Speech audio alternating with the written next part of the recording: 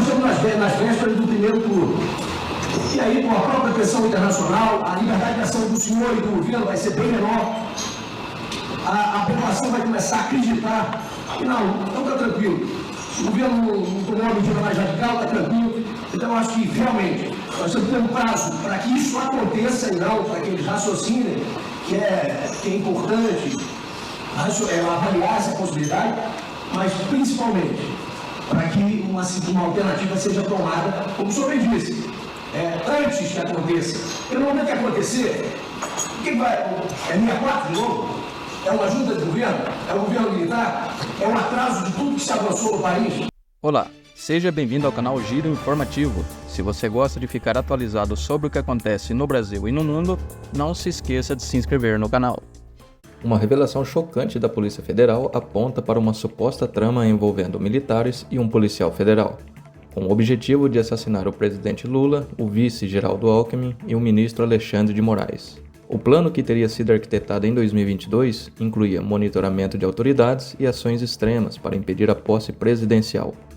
Vamos aos detalhes dessa investigação impactante. Trazemos agora aqui uma linha do tempo, mesclando os fatos de conhecimento público sobre a trama golpista nos bastidores do governo Bolsonaro e as informações descobertas no relatório desta terça-feira da Operação Contra-Golpe.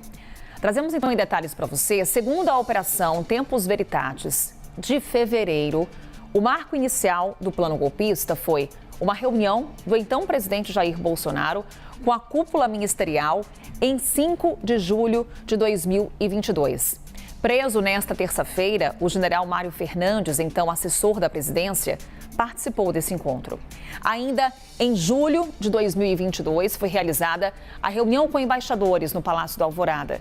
No encontro, Bolsonaro, sem provas, fez acusações sobre o sistema eleitoral brasileiro. Em 12 de novembro daquele mesmo ano, menos de 2 semanas depois da eleição de Lula, 3 dos militares presos se reuniram na casa do general, o ex-ministro da Defesa, Braga Neto, que foi vice da chapa de Bolsonaro.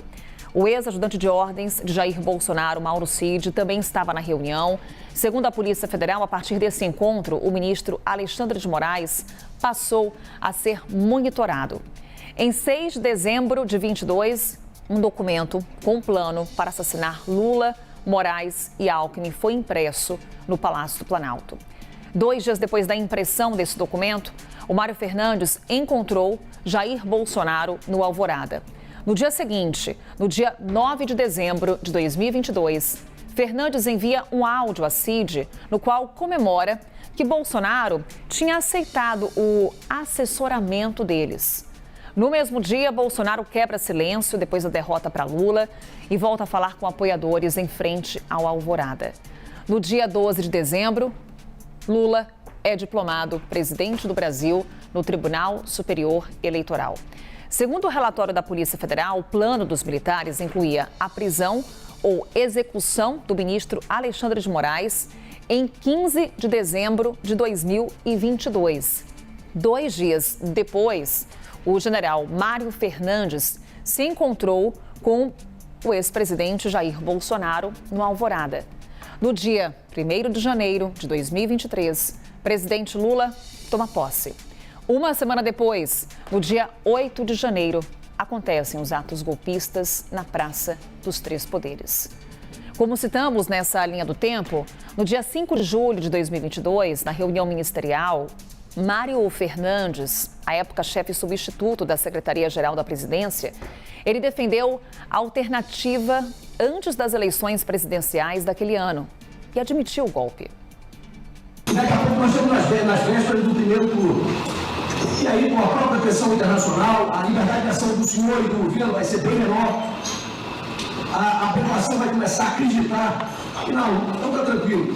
O governo não tomou uma medida mais radical, está tranquilo. Então, eu acho que, realmente, nós temos que ter um prazo para que isso aconteça e não para que eles raciocinem, que é importante avaliar essa possibilidade, mas, principalmente, para que uma alternativa seja tomada, como o senhor bem disse, antes que aconteça. Porque no momento que acontecer, o que vai? É 64 de novo? É uma junta de governo? É um governo militar? É um atraso de tudo que se avançou no país? porque isso vai acontecer. O país vai ser todo desarticulado. Então tem que ser antes. Tem que acontecer antes.